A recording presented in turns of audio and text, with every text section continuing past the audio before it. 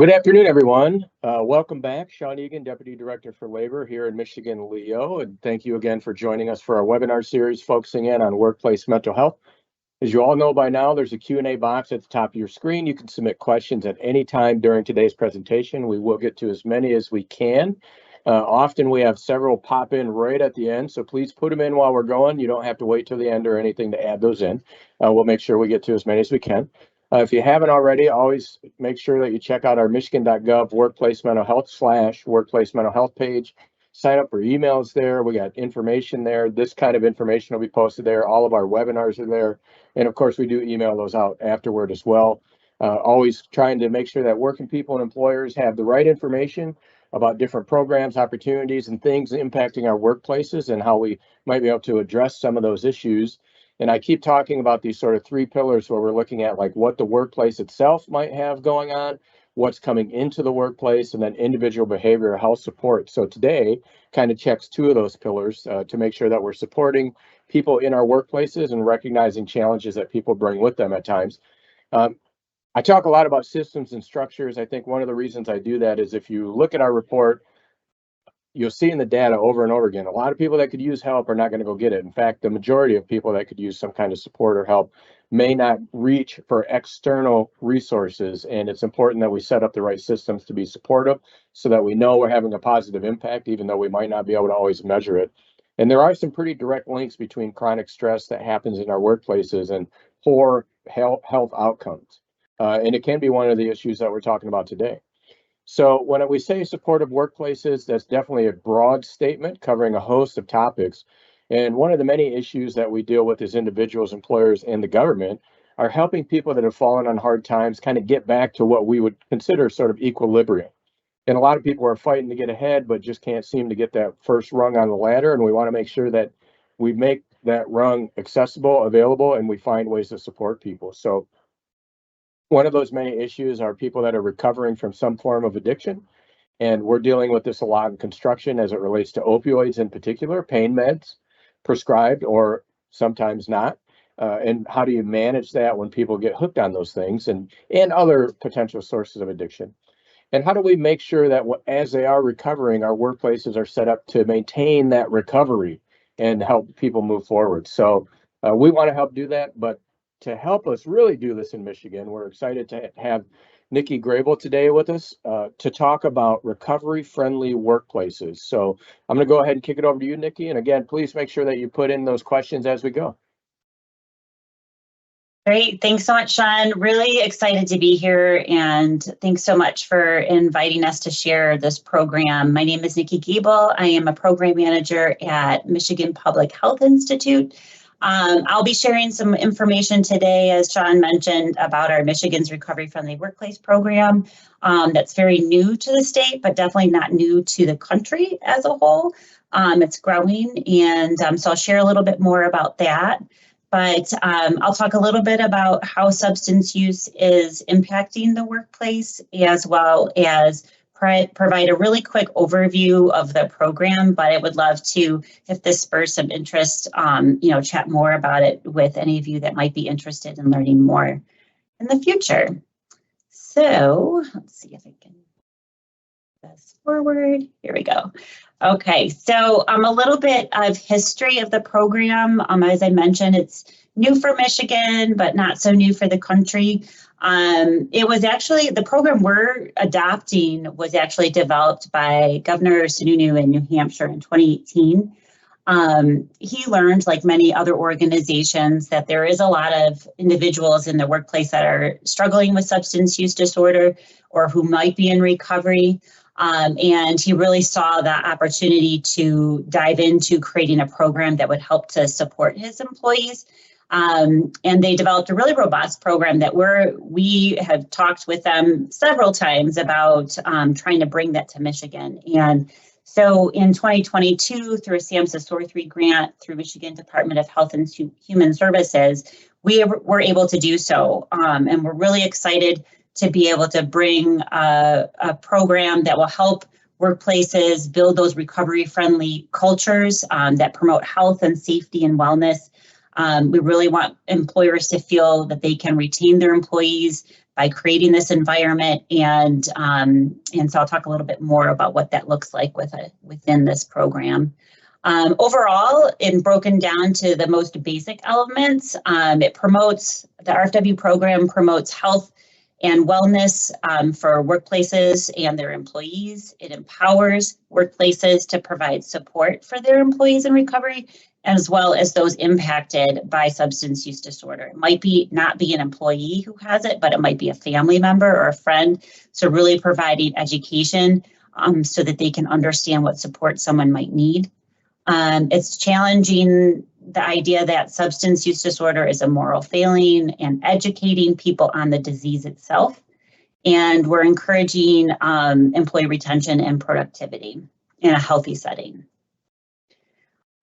We wanted to kind of just give a overview of substance use disorder and kind of lay the groundwork, I guess. So we provided a definition here. So substance use disorder is a treatable chronic medical disease involving complex interactions among brain circuits, genetics, the environment, and an individual's life experiences. People with addiction use substances or engage in behaviors that become compulsive and often continue despite harmful consequences. But we also know that prevention efforts and treatment approaches for SUD and OUD, which is opioid use disorder, are generally as successful as those for other chronic diseases. And that's so important to know. And we really just want to make sure individuals and organizations realize that this is a disease. It's something that can be treatable, and they just like many diseases, just need the right systems of care in place to be able to do so. We also talk about recovery, and I wanted just to share a couple of quick points about recovery. It's a process of change through which a person achieves abstinence and improves their health, wellness, and quality of life. It does involve addressing the underlying reasons for substance use and really trying to look at new coping skills that can be formed to to correct those or go through, understand what those underlying reasons were, and then find new ways of managing them.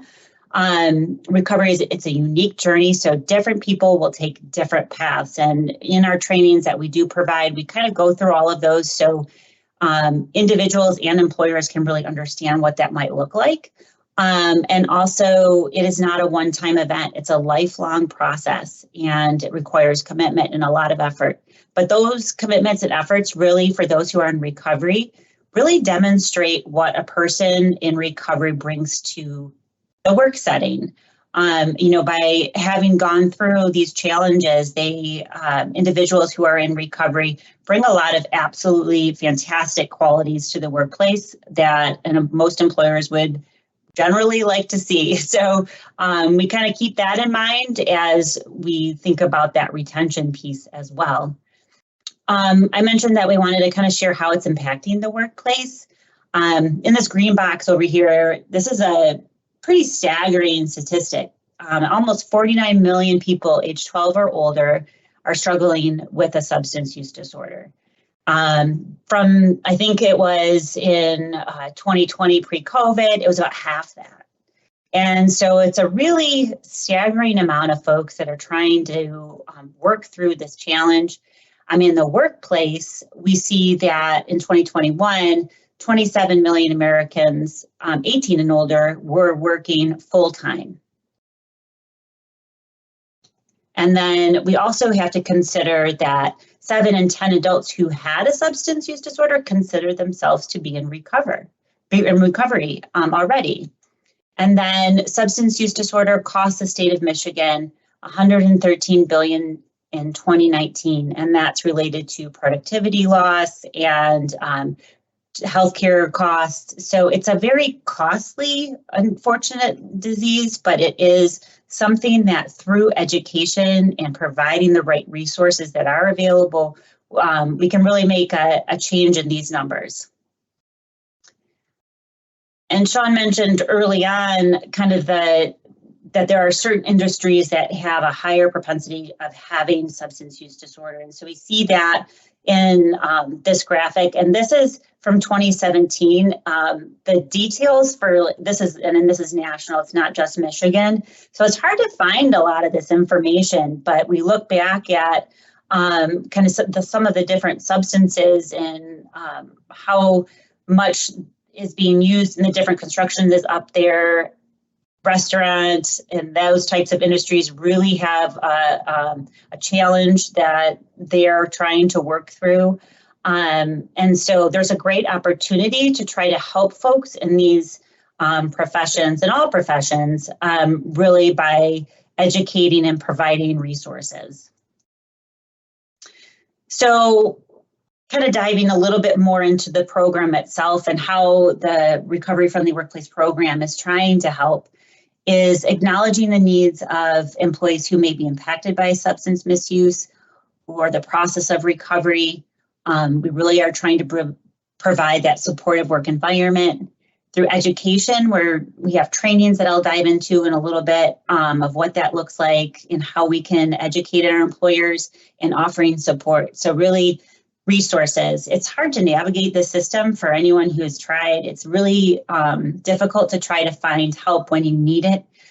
So we want to make sure that our employers have access to that information. And that's a big piece of what we're trying to work on.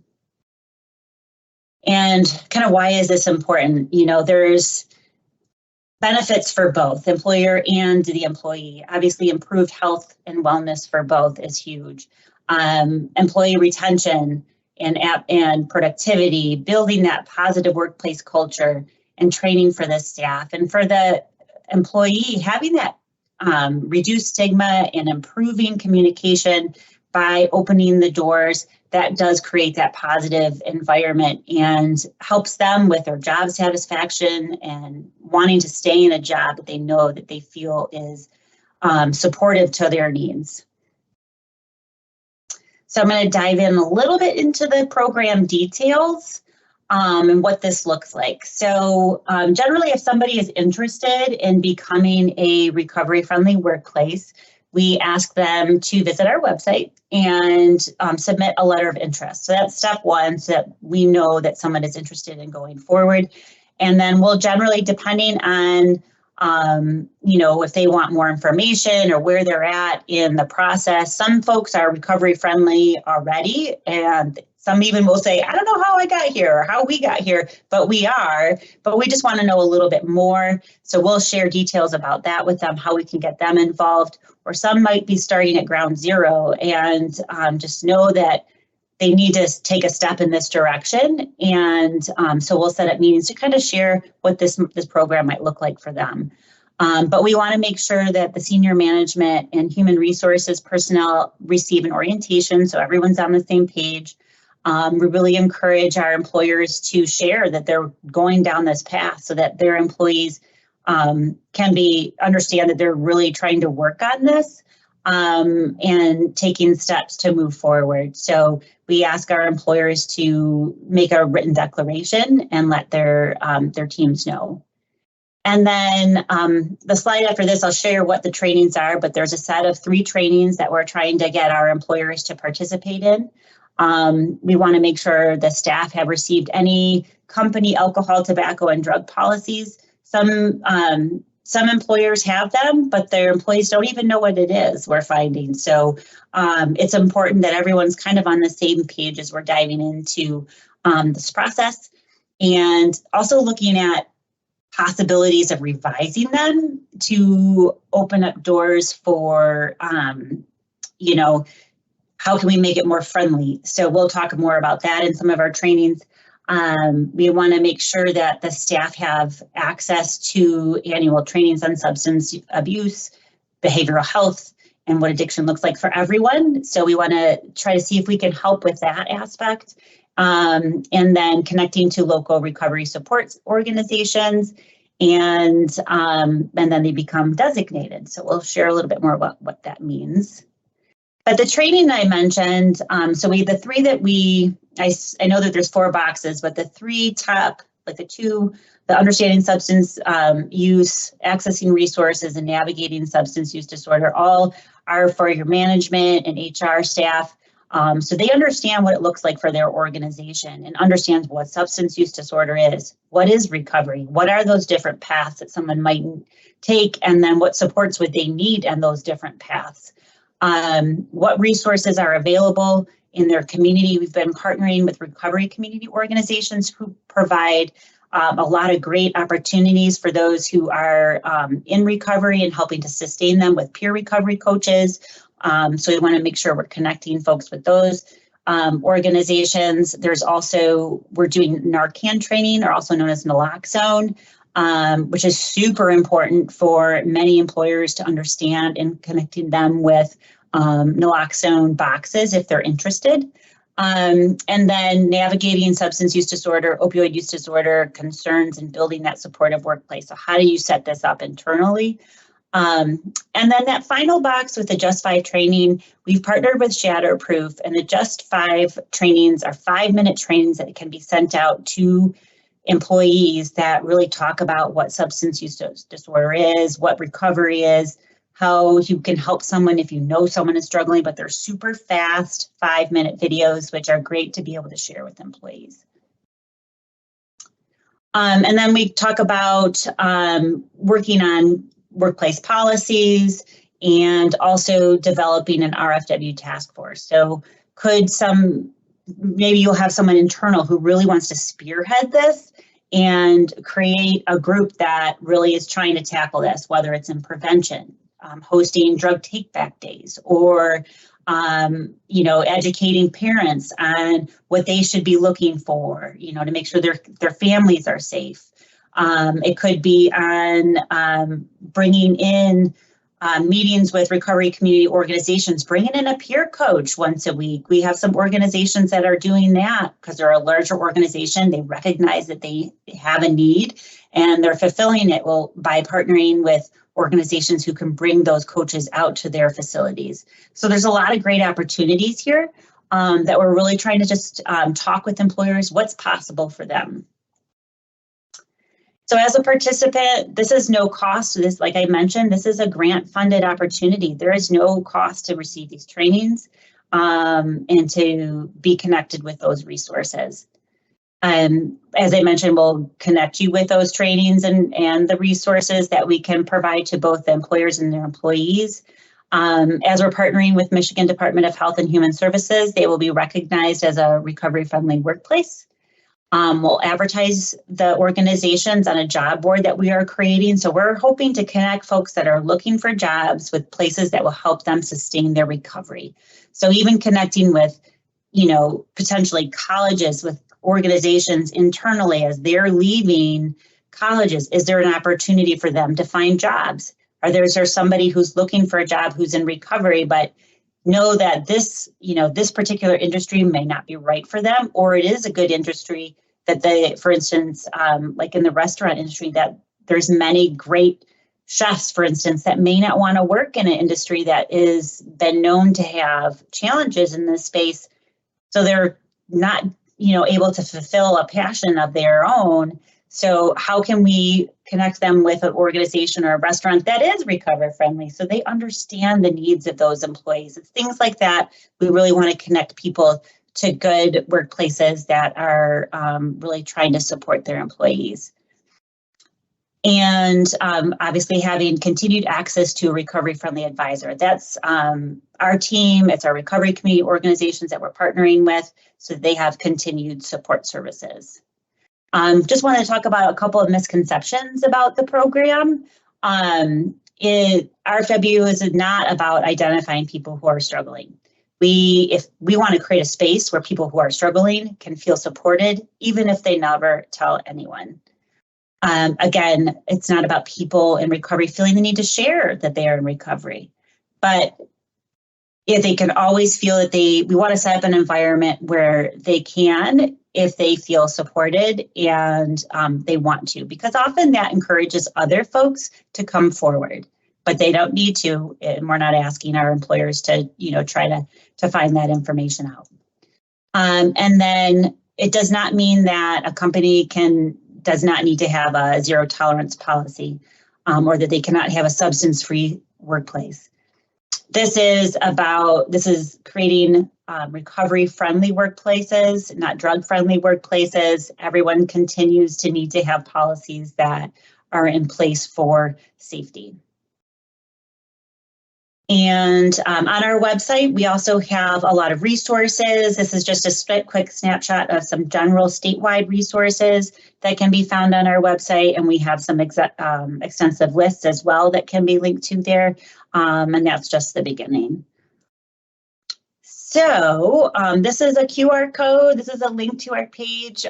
We would love to engage with more employers who are interested in kind of starting down this path, or even just to have a conversation. It's a lot in this, short period of time to share. So we're happy to connect in the future and give more information and see if it might be something that might be right for your organization. Awesome. Was that the end, Nikki? That's the end. Yeah, okay. One easy question for you. Somebody asked, you had referenced 48.7 million with substance use disorders. The question is, as of what year? They didn't see what year that data was based on. That was as of last year. Yeah. And then this is a grant-funded program, and the next question is this something that the state of Michigan is implementing as an employer? Can you work with like public sector? Can a department try to implement this if they wanted to? Absolutely. I think that what we're finding as some folks or some employers that, depending on what regulations there, if it's a federally level, they have different regulations in place. And I think that the biggest thing that I would have to say about some of like going back to some of the zero tolerance policies, we know that a lot of those need to be in place, but I think it's more about trying to educate on what the disorder is, how to reduce stigma so people can come forward. We are encouraging return to work policies if they're able to put that in place. So, if it comes to pass that somebody returns to use, or if it comes to pass that someone does have an issue with substances, there are opportunities to get help and come back. We would love to be able to encourage folks to not terminate without setting up some sort of procedure to be able to get that person help and then return. Hopefully that answers the question. Yeah, I think so. And just a side note there too, to some degree, certain sort of substance use disorders may be covered by the Americans with Disabilities Act, right? Absolutely. So you may have some type of protections in recovery, not for the use. Right. But if you are in recovery, you may have some kind of protections for some of that type of stuff. So I have a couple of more for you. I'm going to I wanted to lay out just a couple of things that I talk about when we're doing presentations on our own. You can tell me I'm nuts or we're way off, but we talk about the impacts of chronic stress and how that leads you to certain types of behaviors. And one of those potential outcomes is addiction. And interestingly, I think it was maybe Stanford Medicine, I'd have to look again, but just a couple of months ago, I heard that genetic linkages. So when I grew up and you heard that somebody was addicted to something, theoretically, you would presume that there was some genetic predisposition for that person to become an addict. And we know that. We hear that like alcoholism runs in the family and that kind of, and to some degree that's true, but this particular university found that they could probably link like 50 to 60% of addiction to sort of genetic indicators. So that means there's a significant source coming from somewhere else. But I want to talk a little bit, Nikki, about verbiage or the way we think about this. And you can jump into this. So we're learning more now about how we handle mental health. Substance use disorder is a mental health issue. And if I told you I had cancer, you wouldn't think there's something wrong with Sean. You would probably be empathetic and think like, oh my goodness, I hope it goes well. Is there anything I can do to support you? But if I tell you that I'm a recovering alcoholic, what's your thought then? And the reality is it should be no different than what you thought about me possibly having cancer. So we talk now, Nikki, differently about all kinds of mental health issues, but what's a good way to talk about addiction? So very similarly, thanks for bringing that up. We talk about this in our trainings as well. It's that person first language that's important to have, like when you're talking about somebody with, whether they have substance use disorder, it's a person with substance use disorder, it's a person who has, if we used to call individuals who have autism autistic, we're changing even that vernacular. The whole thing is removing that you're not only that one thing, right? You may have this disease. You're a person with cancer. You are a person with substance use disorder. So really trying to change all of that. That language is really important, and one of the first steps in when we try to reduce the stigma around this is separating that disease from who that person is. Yes, absolutely. I love it, and I think it's important, and it really needs to change. We need to change our perception around these seemingly invisible conditions. If I had a broken arm, nobody thinks twice. It is what it is for Sean, but because you can't see what's going on inside somebody's mind, we treat that differently, and we can't. We have to change that. So I appreciate that, Nikki. So we got a great question from somebody that knows way more about this than I do. As part of this training, will self-report be covered and possibly referral to ESP? I am the statewide drug and testing coordinator with the Office of State Employers. So do you cover those types of things about self-report and referrals? We start to dive into in the second training. We have a great trainer who actually works for an EAP, an employee assistance provider, and he dives into a lot of the in that second training with management, talking about information for managers and what you can and can't ask and that sort of thing. But the self-reporting, we don't dive too individualistic to the person to say like that person, no one has to self-report. And that was kind of one of those misconceptions. We said the individual doesn't need to come forward. But if they are seeking help, it's important that they have the ability to do so. And I think like kind of going along the same lines, Sean, of what you mentioned about, different diseases. If someone is struggling with cancer, for instance, they don't have to share that that's what they're going through, So it's very similar in that an individual who has substance use disorder shouldn't have to come forward either. Hopefully that. Yeah, I appreciate that. I like the idea of the Narcan training. I don't think we talk about that enough publicly. I think one of my roles here is to oversee MIOSHA. As we all know, if people happen to die at work, it has to be reported to MIOSHA. We see a fair number of workplace fatalities reported every year, which means whatever happened at work was the cause of fatality. What the public doesn't often see is we get a lot of reports of people that just died at work. And some of those are potentially overdoses. So something like Narcan, can you explain just a little bit what Narcan training is and what Narcan is? Absolutely. So it's for opioids. If opioids are in play with someone who is experiencing an overdose, it reverses that overdose for somebody who has taken too much of whatever kind of drug that may have instigated that overdose. And it's a quick spray that goes in their nose. But many organizations are starting to keep that next to all of their safety kits. So that's something that we provide training and the Narcan for those organizations that are seeking them. So if it's something that it can be in a small kit that can be taken, if someone is found to be experiencing an overdose, right to them. There's others, organizations might have a more public facing and might have challenges with overdoses in their space. So there can have like a bigger thing where it can be public access. So we can connect those organizations with those types of resources, but it's a very small kit that can be given out and can be handed to employees. And we can even bring in and partner with organizations where they'll train the entire staff I think there is, I read a statistic and I don't want to quote it wrong, so I'm not going to give the actual numbers, but there are, I just recently read that there is a huge increase in overdoses on the job. And so this is, I know that there is a push even from the presidential federal level to try to get employers.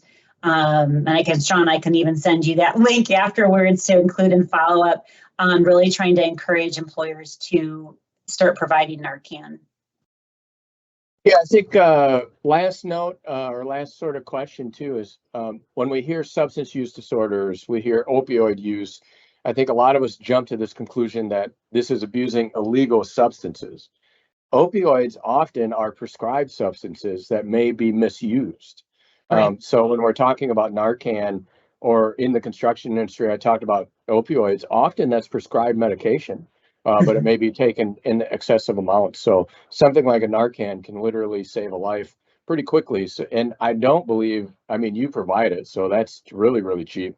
But even if you're buying it, I don't think it's excessively expensive either. So it's a pretty easy safety measure to have in office. So we're right at time, Nikki. I appreciate this info. We'll share out this the links, the resources, and all that kind of stuff after this webinar. I appreciate you all joining us. It is Mental Health Awareness Month, so we're doing one every week. I know it's a little more than our regular flow, but I appreciate you all taking the time.